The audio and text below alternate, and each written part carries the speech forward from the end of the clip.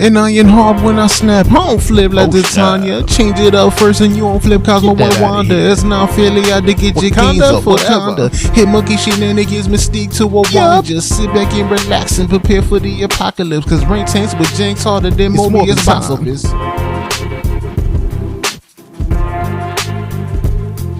What's good, everyone? It's your boy Tempest, aka Chomua. I'm back with another episode of Snap to It. I just want to start off by apologizing. I know I've been away for a little bit, but I have been very under the weather. But I am back now, so we're gonna do this actual deck review.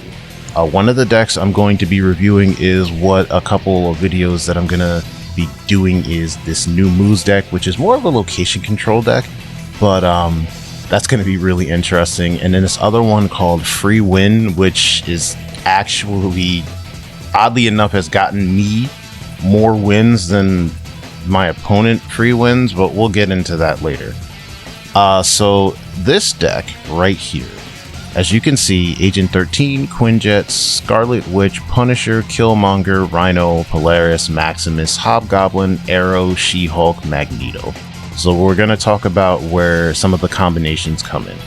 So first off, we're actually going to discuss why we have Scarlet Witch right here and Rhino.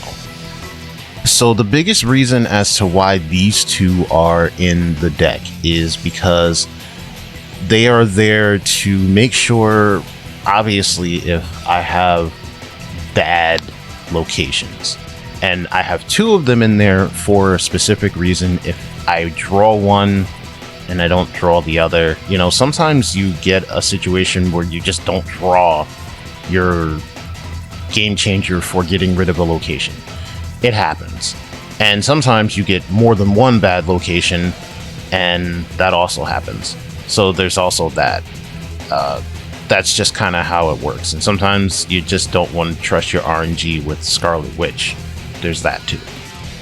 Next, we have the reason for Quinjet, because obviously Quinjet is one of those cards that, you know, allows you to deal with getting one less cost for your card that doesn't start in your deck originally, which actually helps a lot when it comes to your Agent 13. So you play Quinjet before you play Agent 13.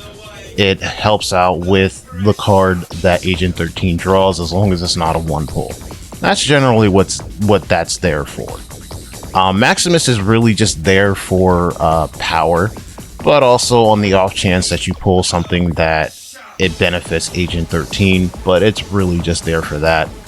Hobgoblin should be pretty obvious. That's just there just in case you want to troll a little bit, which it does happen in one of the matches you'll see later on.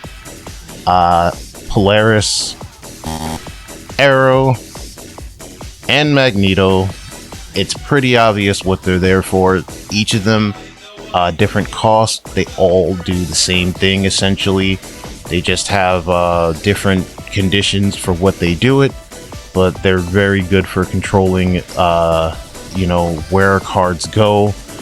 The only thing that there is a possibility that it could be used against is Arrow, because if you play the same spot the Arrow's at, then obviously there's really no point in it.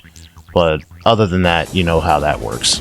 And then obviously She-Hulk is really just there for the power. Punisher is there for extra power if they have a lot of cards in one location. So that's that deck. It's a very versatile deck, and it actually works pretty well for me. So here's the Free Win deck I was telling you about. It's called Free Win because this deck is not designed to win. Mostly, it's really just there for achievements, you know, getting your daily missions done, because as you can see, it's mostly one cost cards. It's like just, oh my god, it's like 70 or 60, I don't know. It's mostly one cost cards. As you can see, I have the Hood, Ant-Man, Squirrel Girl, Agent 13, Iceman, Mantis, Quinjet, Yondu, Colleen Wing, and then the actual win conditions in this deck are Ironheart and Nick Fury. And then I have a Destroyer in there as kind of like an off chance that I actually might need it, but it's also to kind of throw off my opponents in case they have like Morph or something else, which that has worked in the past. Quinjet, it's there to help with Agent 13 and Mantis, and then it also helps with Nick Fury. And like I said, Ironheart and Nick Fury are really the win conditions, and Colleen Wing is there to help with everything else. Other than that, this deck is kind of a troll deck, but for some weird reason it definitely helps me win. But that's the kind of like the deck review that I've done for this one. Let me know if you guys like the deck reviews and I'll do some more. Other than that, that'll kind of be it. Don't forget to subscribe, comment, share with a friend, and you know what I always say, be safe, take care of each other, press buttons, and catch you on the flip side.